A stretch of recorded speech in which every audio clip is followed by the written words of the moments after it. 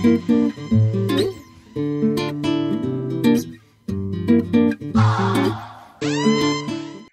guys, and welcome to another episode of Costa Rica Crypto. And today I have the honor and the pleasure of speaking to Nathan, who is not only one of the major members of Genereos, but has his hands into a ton of different things that we're going to talk about today. So I just want to reach out and say, welcome, Nathan. I'm really, really stoked that you agreed to sit down with me for a little bit. And we have a bunch of stuff to talk about today. It's going to be great.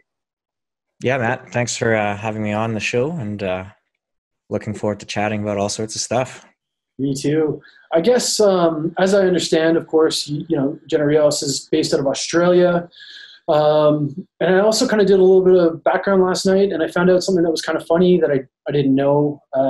You're also a fellow Canadian, and it sounds like you had a little bit of time in the oil and gas sector before you made the leap and moved away. Where in Canada did you grow up? What was the motive to move to Australia? And was this kind of something you saw in the cards when you were younger? Well, not so much when I was younger. The majority of my time I grew up in Calgary, which anybody familiar with Canada knows that's sort of oil and gas town, along with Edmonton. And so I was originally an electrical engineer through university, the University of Calgary. And my experience was kind of diversified. I worked in video engineering with a cable provider, oil and gas, like you mentioned, on power distribution, and then moved into more of a software DevOps role with a company called Solium. And that's actually what provided the opportunity to come to Australia, is that they had a need for people in the Australian time zone. And I also love riding motorcycles. And anybody familiar with the Great White North knows that there's a very small window of time to do that. And Australia has a 12-month window of time to do it, and so it felt like a good fit. Totally makes sense, man.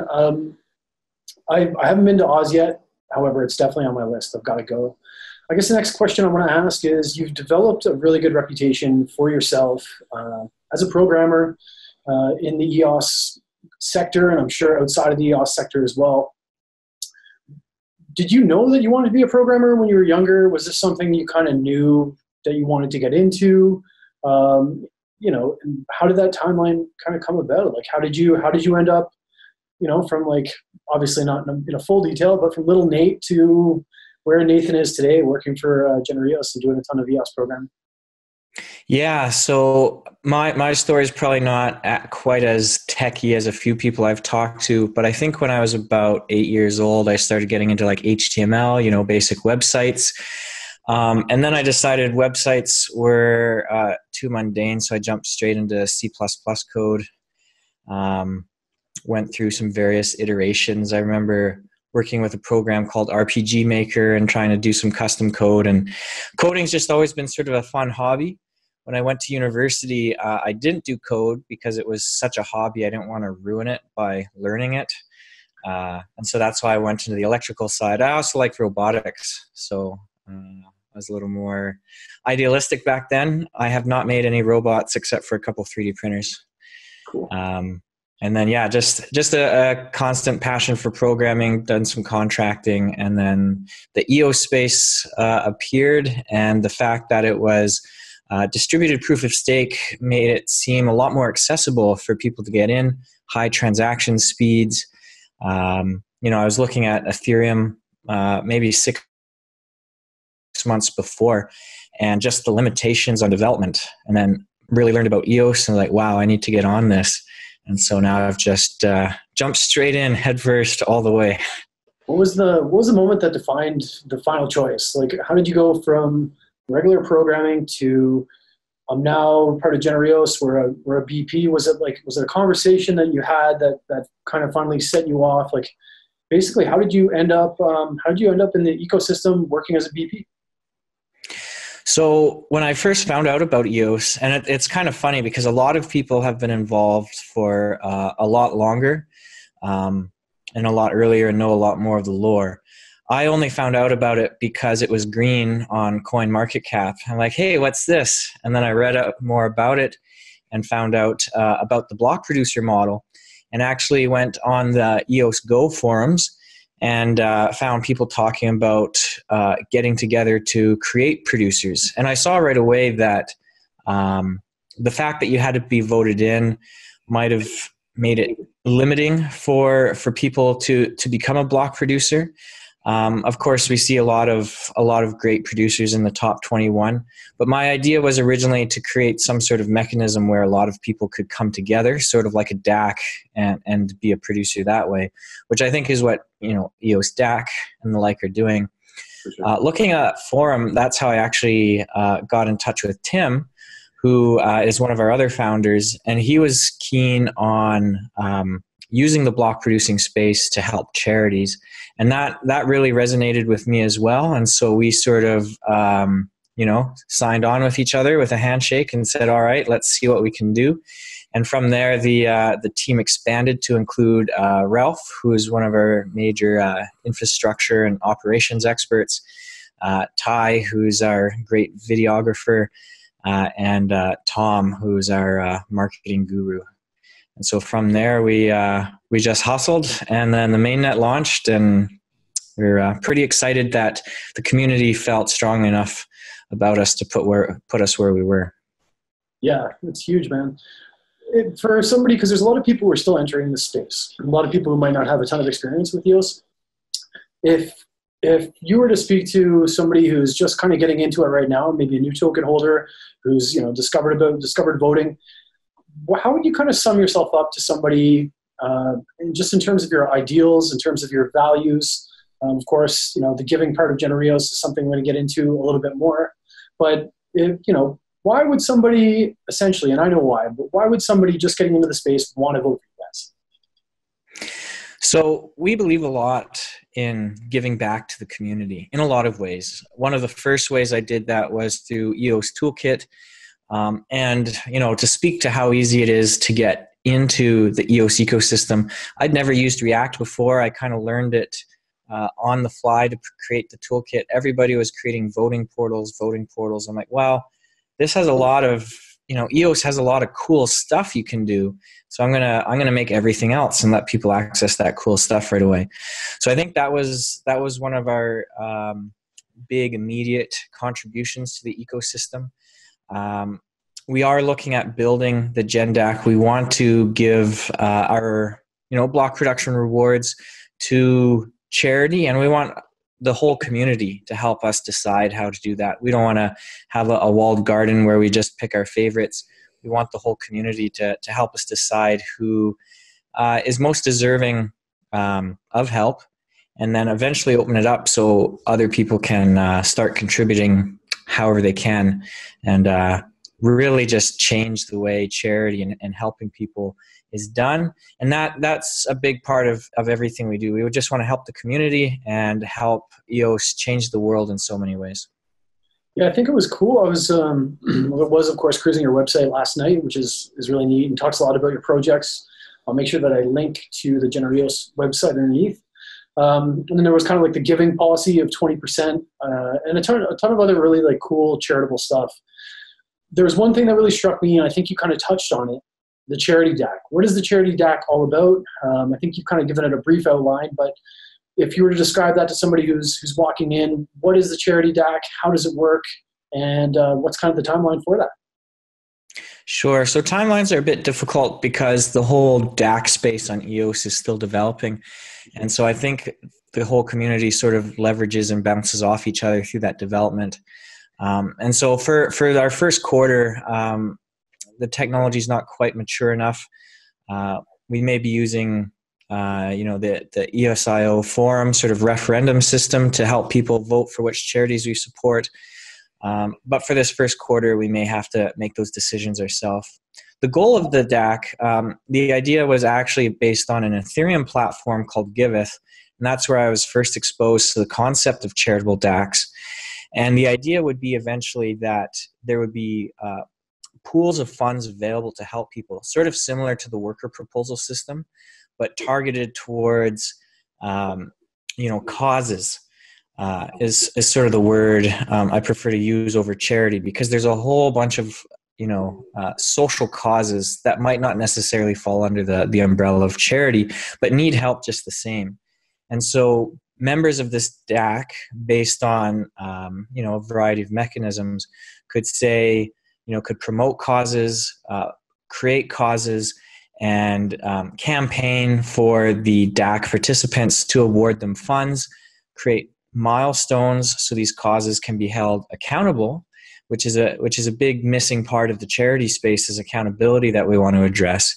And they can be accountable that they're meeting their milestones and receiving additional funds.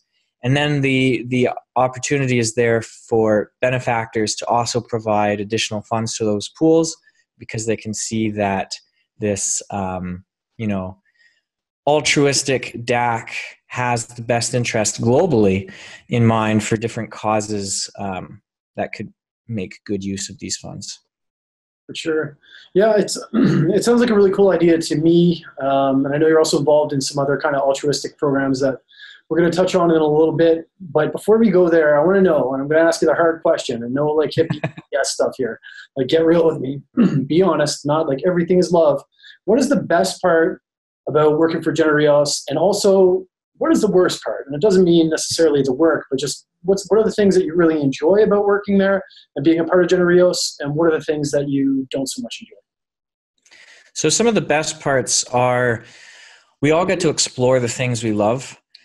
There's sort of the flexibility to say, this is what's really important. This is how I'd like to spend my time to help the community to explore. And there's a lot of potential to just simply explore what's possible, because the community through their votes is providing funding that gives us that freedom to just try new things.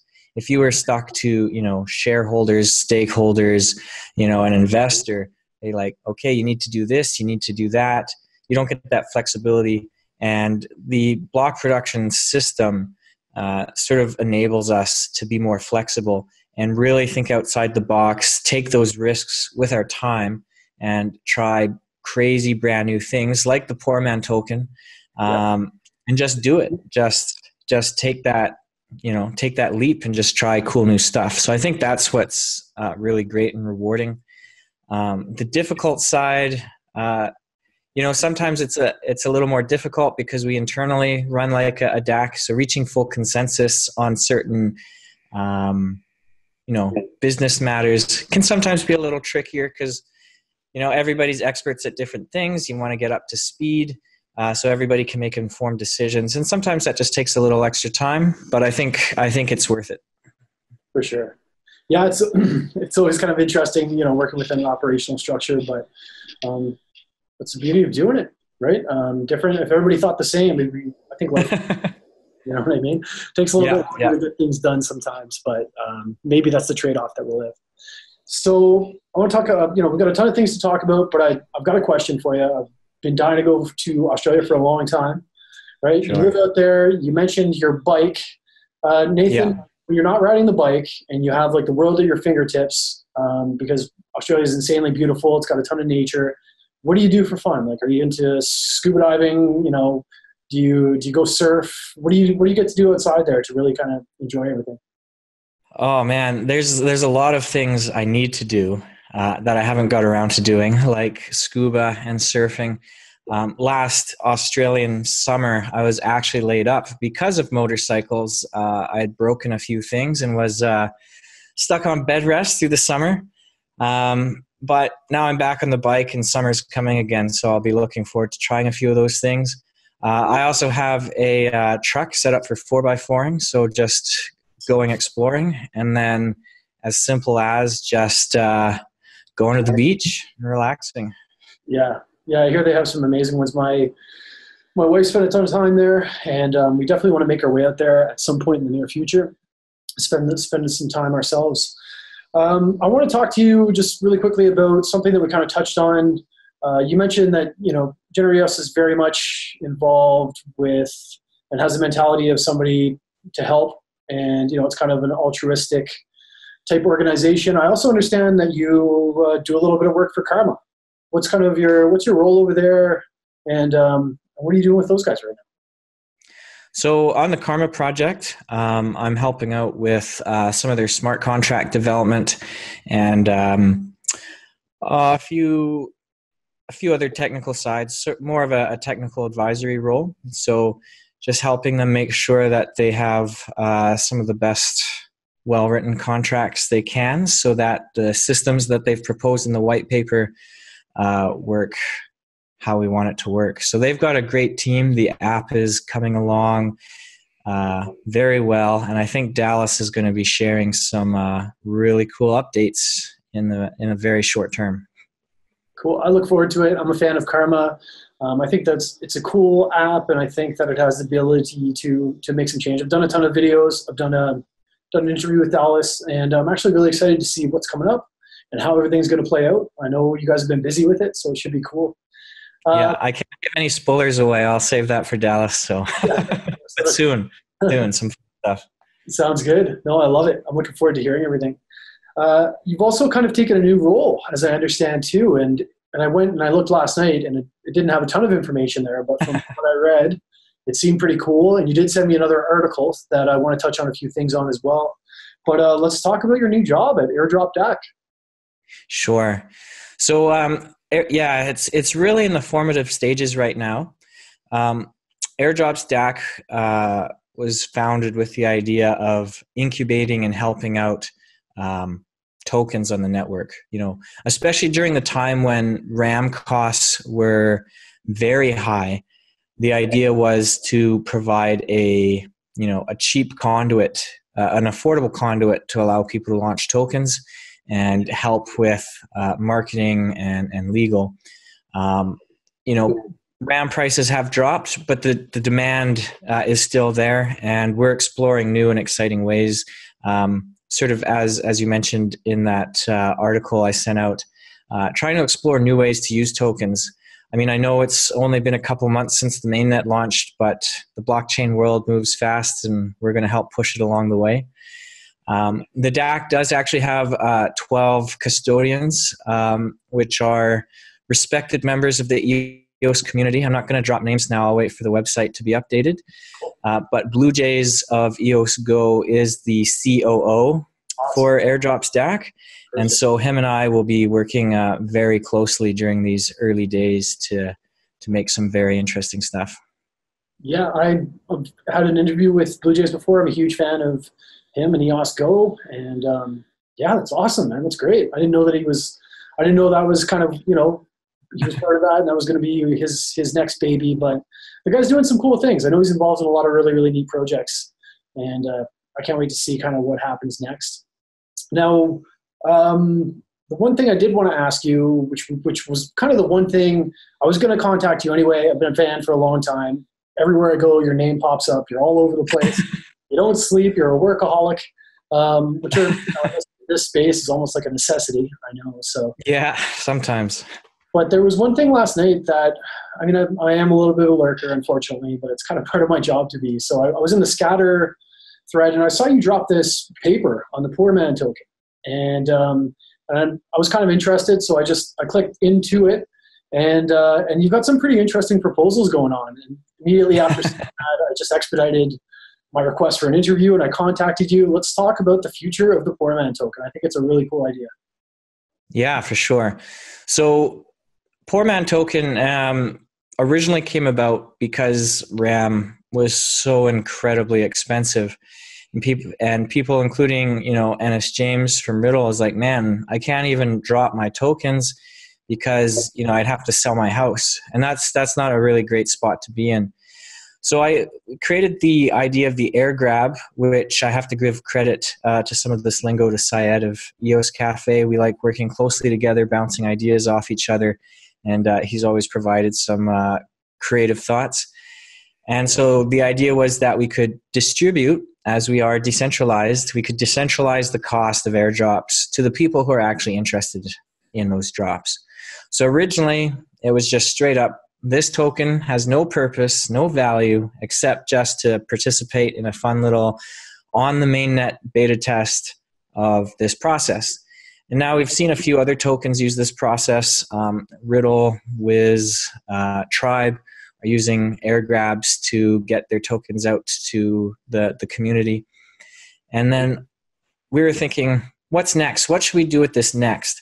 And the idea that we've always felt at Genereos is, you can't buy votes. No one wants to buy votes or manipulate voters. But voters have a opportunity cost for participating in the network. And we want to say thank you for taking that effort, paying that opportunity cost, and helping out with the network in some way. And so this proposal of dropping poor tokens to people who stake and vote for a large number of producers. We're using 25 and up. The max is 30. We're giving you a little bit of leeway. Is to really reward you for voting for as many people as possible and voting with as much stake as you feel comfortable putting in the network. Now, what good is giving away a useless token? How can we provide some use? And so that's where the idea that let's bring the whole community on board. Let's give everyone the opportunity to participate in rewarding and encouraging the community to interact. And so that's where the idea of sponsoring Be Poor No More came about. Different tokens or just big whales and fans of the tokens can say, I'd love to sponsor you for a week, a month, and let people give their poor away that they got from staking and voting, and get our token back in return, so we can support those people as well. So this is very early days, 1 day to be exact, but we've gotten a lot of positive outreach from the community, and we're hoping that we can lock down some sponsors. I know Tom from Trybe has already expressed his interest in helping out. And that's great, and we're looking forward to seeing who else will step up and want to help the community and encourage them to, interact with the ecosystem. Yeah, I guess now's the time to put on the pressure. Tom from Trybe, for any of the other top guys out there, it's a cool idea. I think it's brilliant. I'm going to put a link to everything that we're talking about below. I'm definitely going to put a link to that paper that you put out last night so people can kind of go and see the proposed changes. And I think that the whole idea behind it, rewarding those who are doing their part for the system, is super noble. I really, really like it. And I think it's great. I'm also, of course, going to link to the Airdrops DAC website where they can take a look for new announcements and stuff like that as well. I guess you've got your hands into so many different things here, Nathan. And you've got a reputation for finishing things. It's not like you're the kind of guy to go start something and take off, right? How important is this? It'll stay that way.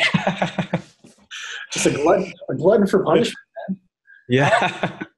How important is always kind of always evolving, always changing, and just keeping things fresh for you? Is that? Would you say you're a really driven guy, and kind of why? Why are you so driven? Oh man, that's a good question. I think I just I really do like learning new stuff. It's really been allowing me to expand my own horizons, getting better at writing smart contracts, learning more about how they're written, writing the toolkit and improving that, and then just seeing how much people enjoy or get use out of those things is it's really fulfilling, and I'm glad to just keep helping the community and keep providing value to as many people as possible, just so we can keep changing the world. Yeah, and I'm just going to be real. I'd hear a lot of people say that, and I'd be like, yeah, right. But you let's get real. But you've really demonstrated that you're into doing that. And the projects that you're working with and the things that you're doing are kind of a clear sign of your dedication to that. So I respect that, and I respect the work that you're doing. And I also know that you don't sleep. So I just, it's you. I hear your name everywhere, and I never hear anybody say anything bad about it. So you're clearly doing something right. What in the space is kind of the most exciting to you? Is it a project? Is it an ideal? Or is it the community itself? What do you kind of most enjoy engaging with, and what kind of keeps your interest peak, or is it a combination of all three? I think it's a big combination. Some of the new things I've learned about, Dan's recently started talking more about UBI, and the concept of UBI or social change, those incremental processes that are going to change society as technology accelerates. I mean, we're seeing self-driving cars, we're seeing automation in McDonald's. There's going to be massive changes to the world, and I don't think we're in a space where we can survive having like the French and the Russian Revolution over again.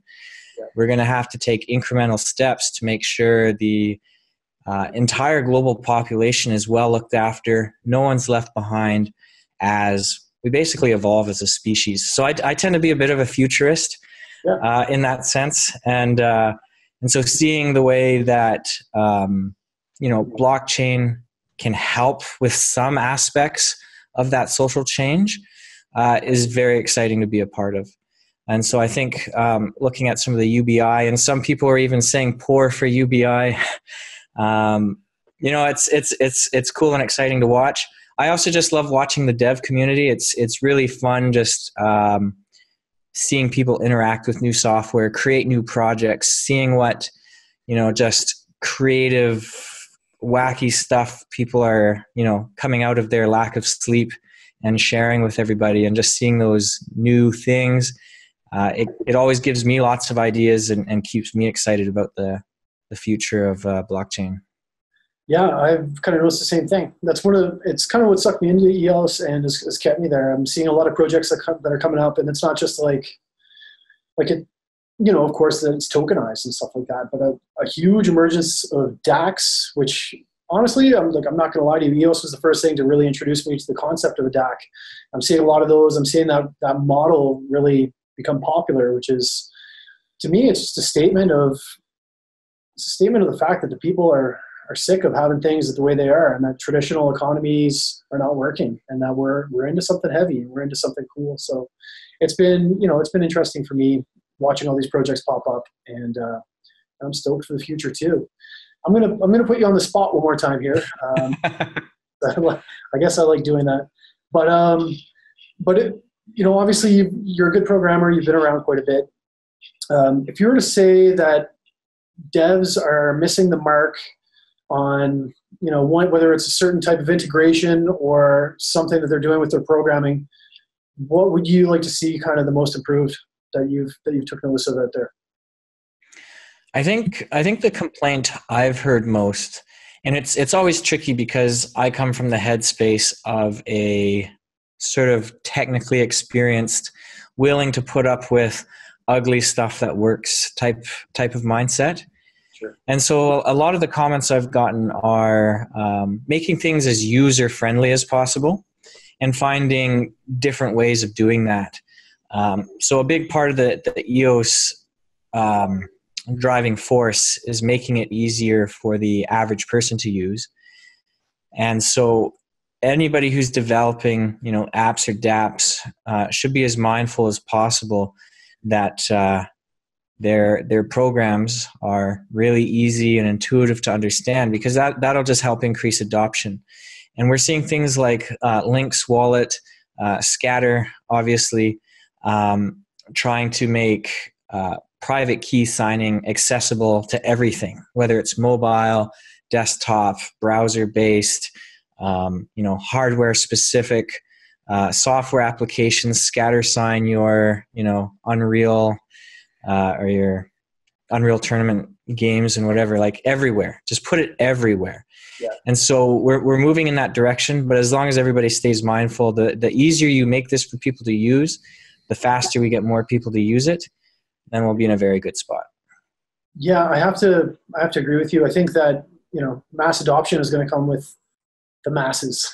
and I think that, of course, if it's going to come with the masses, let's be honest, you've got to make it, for lack of a better word, idiot-proof, right? And I see you do that with a lot of your programs. And I try. I'm not the best at it, but I'm trying. So, yeah. But I love getting feedback, so I appreciate it every time. I saw your recent integration of Horse Pay. That was you, EOS Toolkit? That's right, yeah. It's awesome, man. You know what I mean? Like people really just got to make things simple, because in order to get, as you kind of said, get it out to the masses, it's got to work. It's got to be easy, and it's got to be quick. So I guess that kind of leads into my next question. Like, nobody really knows when. We're just kind of talking hypothetically here. But I personally believe that EOS will spread out to the masses, that it's going to become one of the leading platforms. It already is. But I think that we're going to see a lot of people building some really, really crazy stuff on EOS.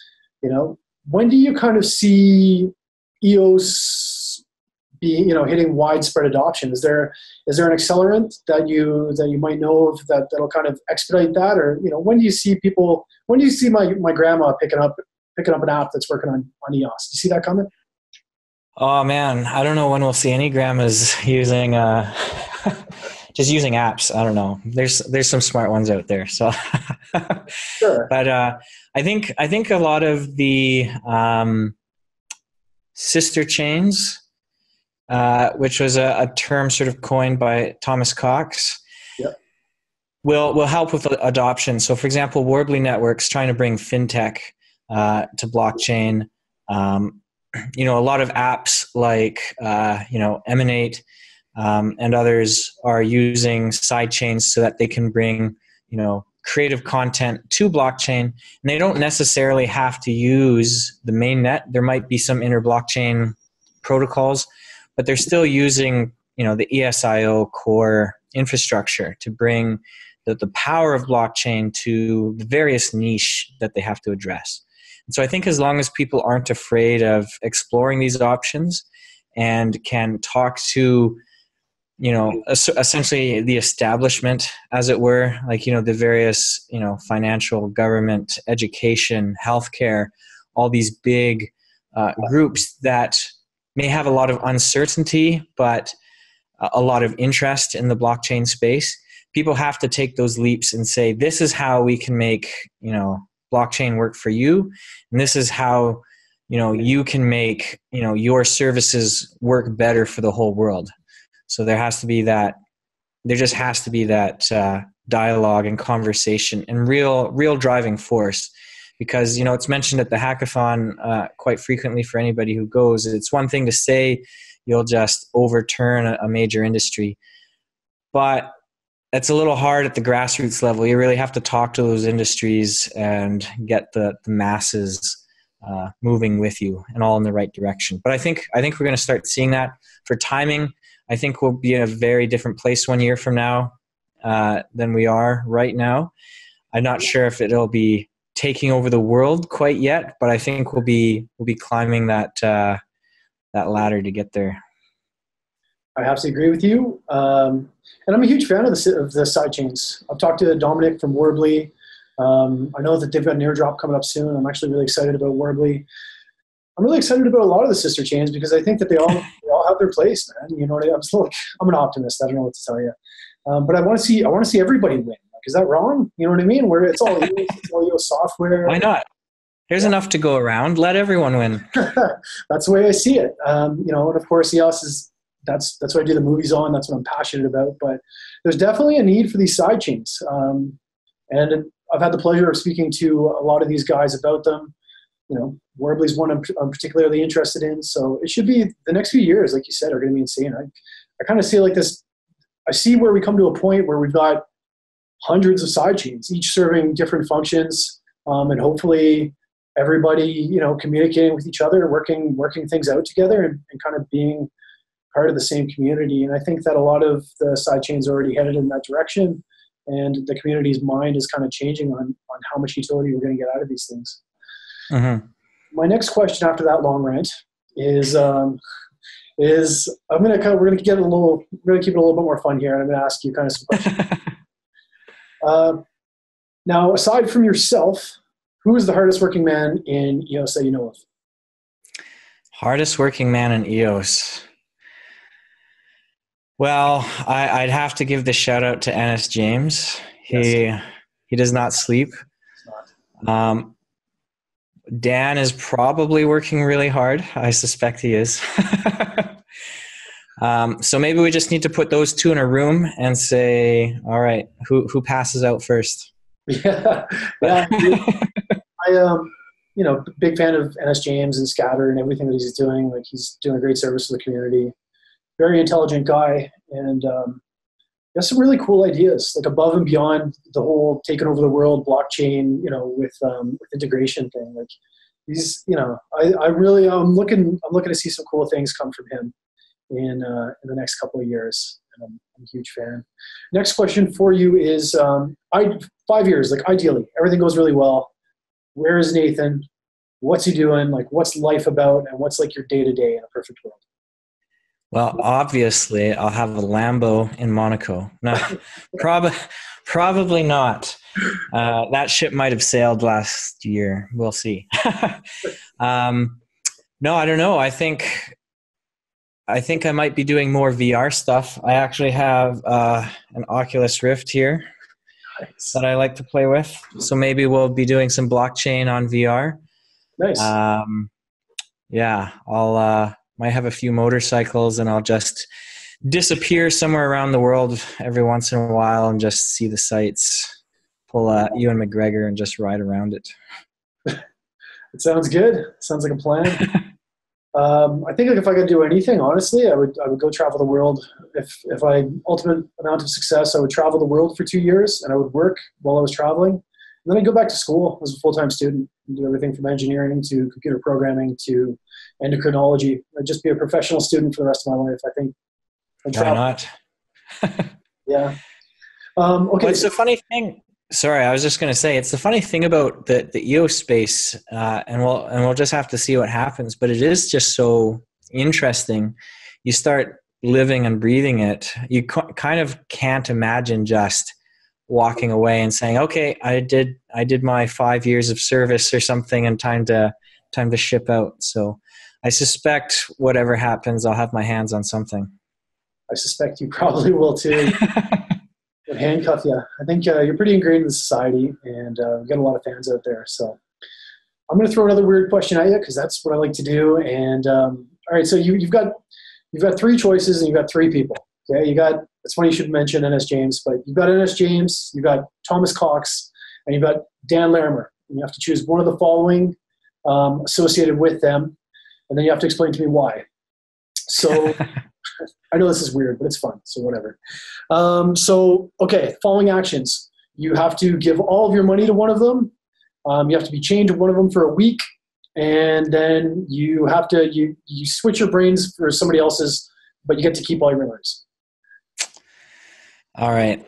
So I feel like I'd have to give my money to NS James, even though I would like being chained up to him, because. And I'm not sure if this is public knowledge, but the Riddle project had suffered a bit of a loss recently, and so I think he's just such a hardworking guy. He'd be the guy I think would make the most use of my very, very modest or non-existent cash supply.